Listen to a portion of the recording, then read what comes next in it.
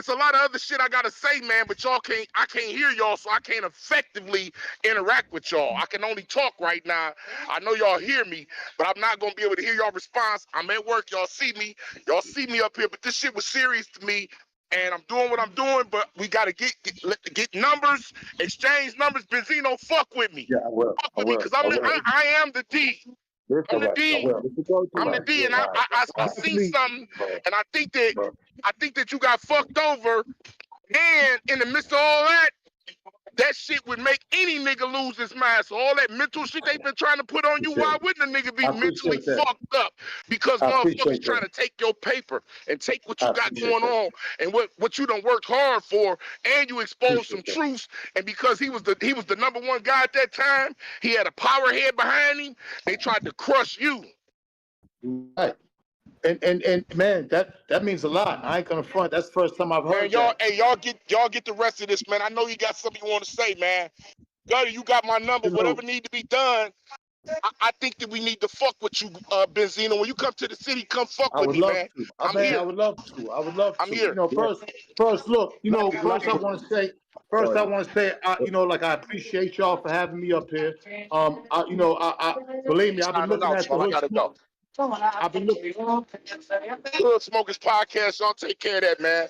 Take care of that, man. For sure. They brother. They fucked over here. So I've been looking. I've been checking out the Hood Smokers Podcast for a minute. And when I was up in Detroit, I know y'all was following the situation. And you know, I surely didn't know he was gonna say that. Like that was powerful because within all this, within everything, within all the interviews, within all the craziness, the controversy, I think I don't cry over spilled milk, meaning like he's exactly right. I'm gonna say on y'all's podcast for the first time, like because of this situation, I've lost millions of dollars. All right. Now I would never say that before because not that I would want to admit that, but I always felt like if I said that, it would be kind to like admitting weakness. Admitting defeat, right? So I would always be careful about admitting that. But since he let that off that way, and even hearing that, especially from somebody from Detroit, after all these years, I mean, you got to understand this is like 20-something years of this shit, and it's like, okay, we lost a lot of money back then, but the Eminem thing wasn't the only reason why, because of the source. There was a lot of factors, but that was a clear situation that was a detriment to my career. And, Dave wasn't a rapper. My partner, Dave owned the source. Dave pioneered advertising in hip hop. And, so Dave is a legend in his own right, Dave Mays. And, 18 years, 18 years we had the Source magazine. So, the situation with Eminem, XXL and all that was a part in history. And when he said that, it kind of hit me. And I said, you know what? He's right. You know what I'm saying? Like I can only respect it. Yeah, I probably was angry, but I'm a nigga that figures like, well, shit, I could be dead or I could be locked up. That's what most of my niggas, most of y'all's niggas, all of our family members. So it could be so it could be a lot worse. I always try to take that high road. Now I don't try to live with regrets because, I'm always trying to reinvent and I'm always trying to out here hustle, and I don't want to be depressed or anxiety. I just want to just forget about it. And it's like it can't, no matter what interview, no matter what, 20 years later, he's making more songs. I make a song like, I just, those tapes, I didn't go looking for them tapes. And I want Eminem's real hardcore stance to know that. I never been looking for them tapes. The thing with him and the tapes, in my opinion, bro, I'm going to be honest. We are individuals in the D and we are different. You know what I mean? I respect the shit out of my brother's opinion. You know what I mean? But I'm from a different tribe, from a different side of town, bro. And you know what I mean? Where I'm from and what M has done for us, even though I'm going to keep it real. He put us in a bad light in this movie, but at the same time, he fed our families. He hired He put everybody in our neighborhood on the level that nobody else ever gave back. No black, white, or no other color. And we shitted on him, man. That movie not fake. So let me get that out the way right there. As far as your beef with him getting mad about y'all giving him no mics and all that shit in the Vibe magazine, that's a legitimate beef. Y'all can go back and forth with that. I was loving that shit. You get what I'm saying? When families get involved, that's when I pause, because the Detroit nigga in me. You know what I mean? We can gun each other down at the liquor store, but don't fuck with my mama, and I ain't gonna fuck with your niece.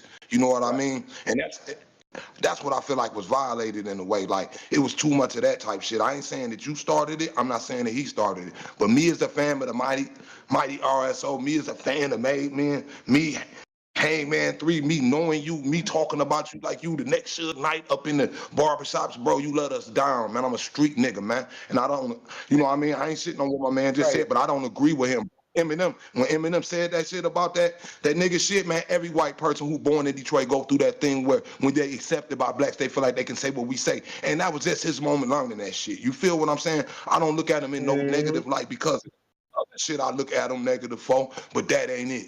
You feel what I'm saying? We all men and we all have flaws.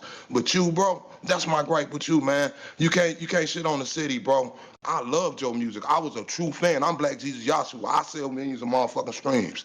And I got a big ass fan base behind me. And I don't do no dick sucking, no thing, and I ain't bowing down. I'm just telling you man to man, because if I didn't say it like this, I'd be being fake. And that ain't me. You feel what I'm saying? So I'm gonna let you know, bro, I looked up to you, man. And you hurt my people, bro. You hurt us. The east side of Detroit. I can speak for us. You know what I'm saying?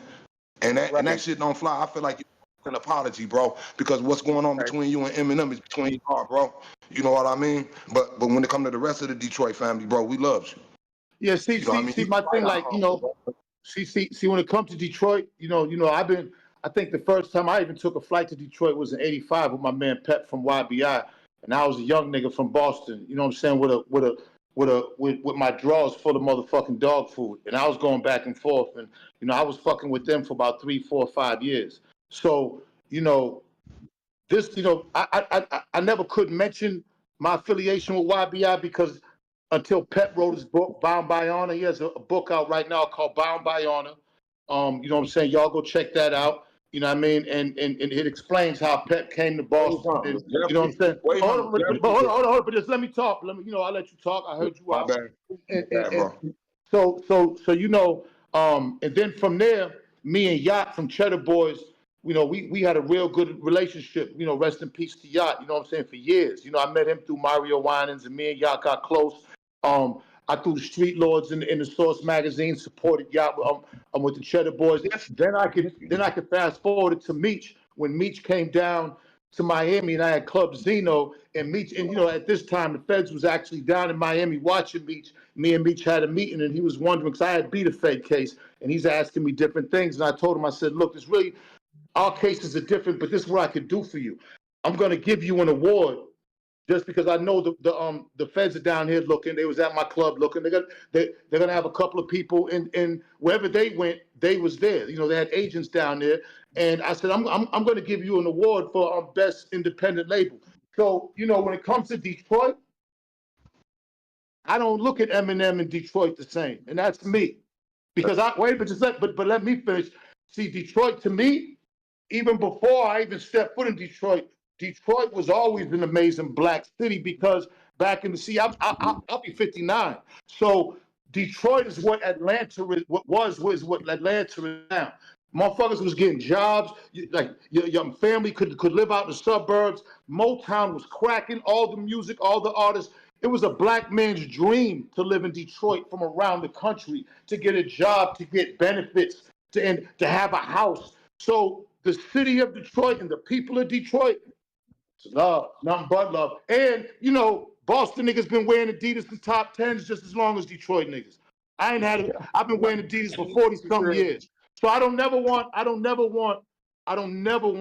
anybody in Detroit to think that it was disrespect against Detroit. That was Eminem, that was Benzino.